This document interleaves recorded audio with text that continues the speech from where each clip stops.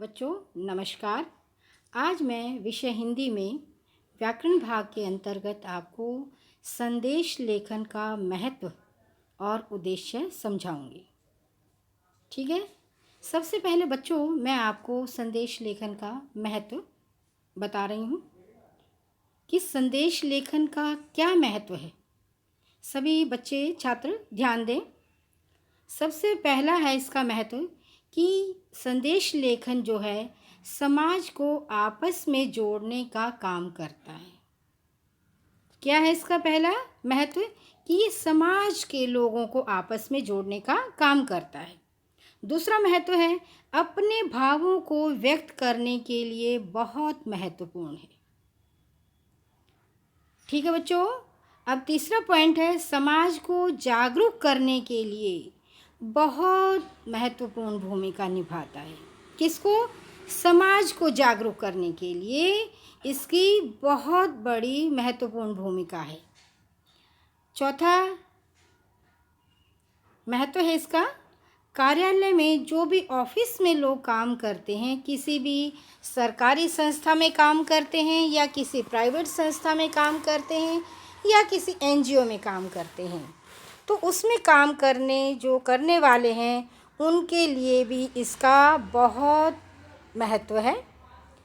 और पांचवा इसका महत्व बता रही हूँ, किसी को जानने और बताने के लिए यह बहुत उपयोगी है।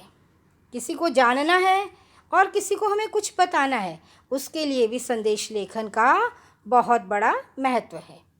छठा महत्व बता रही हूँ, निमंत्रण के लिए इसका बहुत महत्व है। किसी को हमें संदेश देना है निमंत्रण के लिए, तो भी इसका बहुत बड़ा महत्व है।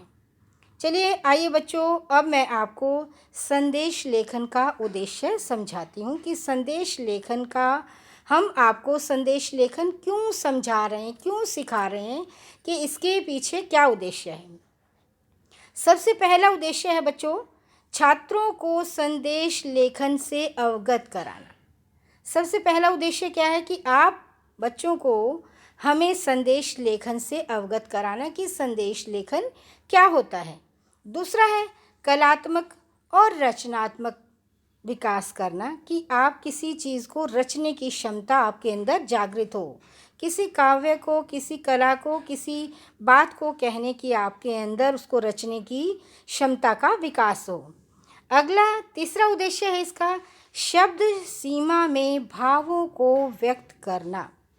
इसमें आपने अनर्गल बातों से बचना है।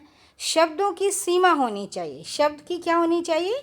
सीमा होनी चाहिए, और उसी के अंदर आपने भावों का विस्तार करना है। जैसे पत्र में हम थोड़ा विस्तार कर देते हैं, लेकिन आपने संदेश लेखन में विस्तार नहीं करना है।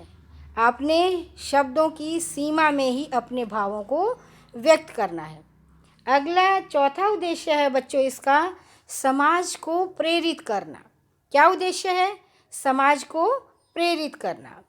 पांचवा उद्देश्य है लोगों को मुख्य धारा से जोड़ना। जो भी कोई मुहिम चलती है, कोई मुख्य धारा चलती है, तो उसके अंतर्गत लोगों को जोड़ने का भी इसका उद्देश्य है। छठा उद्देश्य है लोगों तक महत्वपूर्ण बात पहुंचाना। आजकल आपकी महत्वपूर्ण बात क्या है बच्चों, कि कोविड के अंतर्गत जो विश्व महामारी है, आप लोग पूरे समाज को हम लोग क्या कर रहे हैं? प्रेरित कर रहे हैं महत्वपूर्ण बातों से, कि बार बार हाथों को धोना है, चेहरे पर मास्क लगा कर रखना है और अनावश्यक घर से बाहर नहीं जाना। तबीयत खराब होने पर आपने डॉक्टर को दिखाना है, डॉक्टर से परामर्श लेनी है, अनावश्यक घर से बाहर नहीं जाना। ठीक है बच्चों, आज मैंने आपको संदेश लेखन का महत्व और उद्देश्य समझाया है। सभी बच्चों को मुझे पूरा यकीन है कि मेरे सभी बच्चों को अच्छे से समझ में आ गया होगा। अब अगली वीडियो में मैं आपको इसकी विशेषताएं क्या हैं और इसे कैसे लिखा जाता है उसके बारे में